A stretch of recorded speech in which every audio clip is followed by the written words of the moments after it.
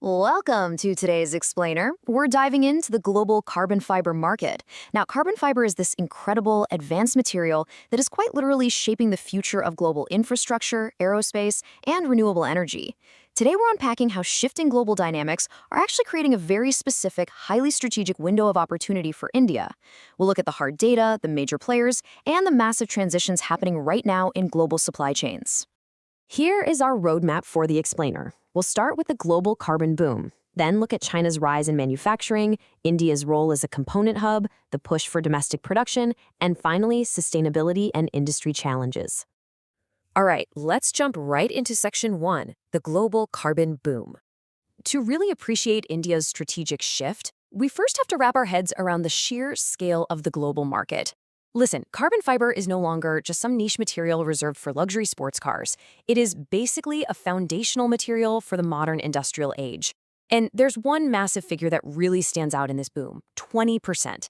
While the overall market historically hums along at an 8 to 10% growth rate, demand specifically from the wind energy sector is surging at over 20%. To build those massive, highly efficient next-generation turbine blades, manufacturers absolutely must use carbon fiber. There's just no way around it.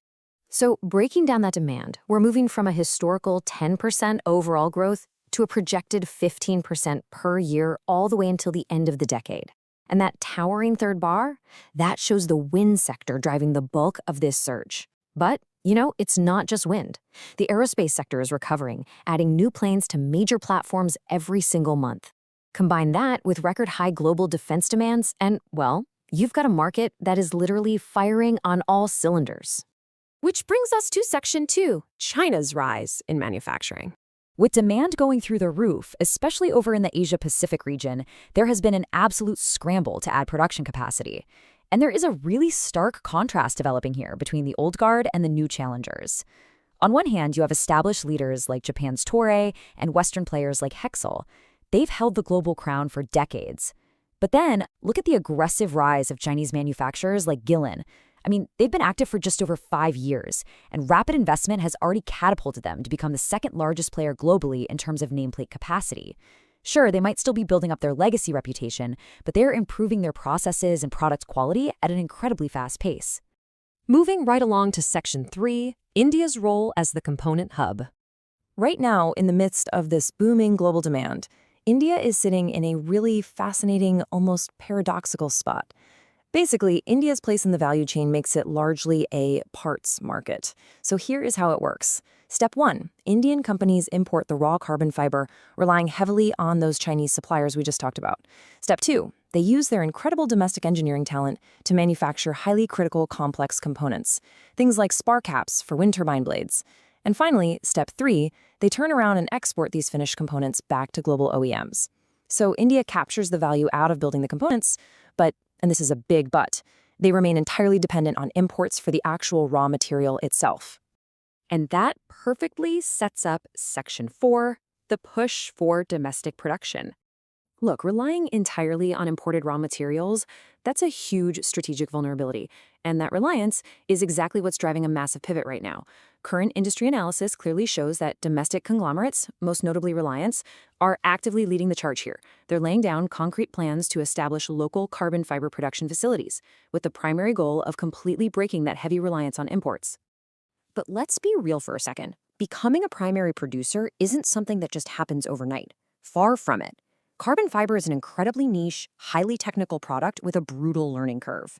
Initially, these domestic plans will likely focus on small-town industrial carbon fiber.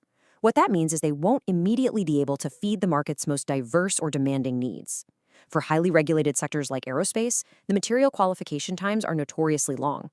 Because of that, established imports will probably remain necessary in the short term. Unless, of course, the Indian government steps in with strong demands for localized supply, which could actually accelerate that timeline significantly. Finally, let's tackle Section 5, sustainability and industry challenges. As India gears up to overcome its domestic hurdles, they are stepping into a broader global market that is experiencing some serious growing pains. Honestly, the whole industry is in a state of flux right now. With massive new capacities flooding the market from players like Jilin, traditional companies are being forced to painfully reinvent their strategic positioning. They're having to decide, do we remain a premium niche player, Or do we jump into the trenches and fight in cost-pressured, high-volume arenas like wind energy? The long-term outlook is great, for sure, but finding a sustainable, profitable business model right this minute is a highly complex puzzle. And that brings us to what we can call the sustainability paradox. It's kind of ironic. Carbon fiber is literally the ultimate enabler of green technologies. You need it for wind energy, you need it for lightweight electric vehicles.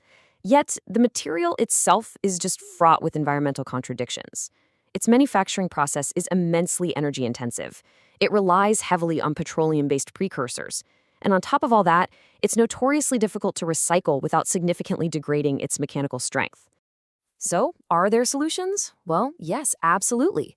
Looking at the timeline, the industry currently relies almost entirely on petroleum precursors. But in the near term, they are actively exploring optimizations like microwave carbonization trials to improve energy efficiency. And the ultimate long-term goal? Utilizing bio-based precursors at scale. Now, from a pure chemistry standpoint, there is actually no fundamental barrier to making bio-based precursors work. The hurdle is almost entirely economic. In a highly cost-sensitive market that is already dealing with massive growth pains, companies are really hesitant right now to pay the premium required to pioneer these new, greener technologies. Which brings us to the end of our explainer today. And it leaves us with one really crucial question to ponder. As this entire industry reshapes itself globally, dealing with capacity wars, business model shifts, and the sustainability paradox, will India successfully transition from merely being a component builder to becoming a true independent carbon fiber powerhouse? The ambition from domestic giants like Reliance is undeniably there, but mastering the complex technical curves and navigating those intense global cost pressures will be the true test. Keep a close eye on this space, folks. It's a very young industry with a long, fascinating path ahead. Thank you so much for joining me today, and as always, I encourage you to keep questioning the systems that build our world.